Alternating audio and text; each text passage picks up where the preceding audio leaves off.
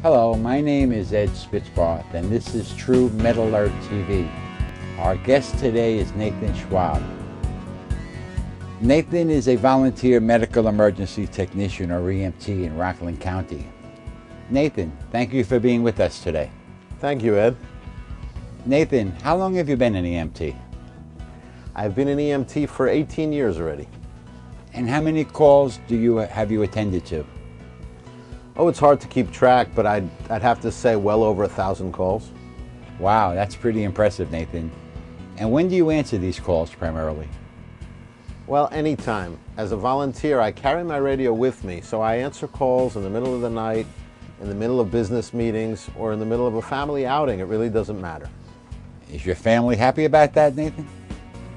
On one hand, they want more of Daddy around, but on the other hand, my wife and children are happy and proud that I'm going out and saving lives. What motivates you to do this, Nathan, as a volunteer? Ed, there are so many things that we have to be grateful for.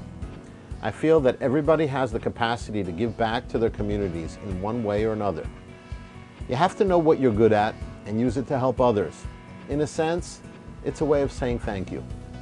When you save a life or help deliver a baby, you feel that you're contributing to society. Nathan, what is the most challenging aspect of being an EMT? Many times the dispatcher tells us what we're going to find. For example, if we know we will encounter a person having a cardiac arrest, on the 1 to 3 minutes it may take to get there, we already prepare our supplies such as oxygen and other materials that you may need for a heart attack or a stroke, so that when we go in, we start working right away on what needs to be done. Therefore, the big challenge that we face is that many times we have no clue of what it is that we're going to find other than it's an emergency. So we go in and just find a person lying on the floor. We have to assess the situation, determine the nature of the emergency, and proceed. This may take 5 minutes or more. It may not seem long, but for a person in that situation, it can be the difference between life or death or permanent disability. So what would you recommend, Nathan, for people that do have a higher risk of having emergencies?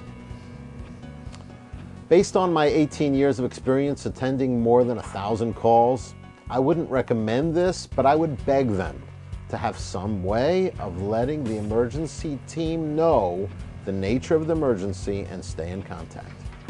Some people, especially in their golden years, have a summary of their medical history on the fridge. That helps, but it's not enough. I know that you guys at TrueMedAlert offer a pendant that has the microphone and the speaker built right in the pendant. That's great. Of course, it won't help avert every single situation, but it will greatly improve the chances of survival. It's just painful when you go to a call and because of lack of information, you see the person go.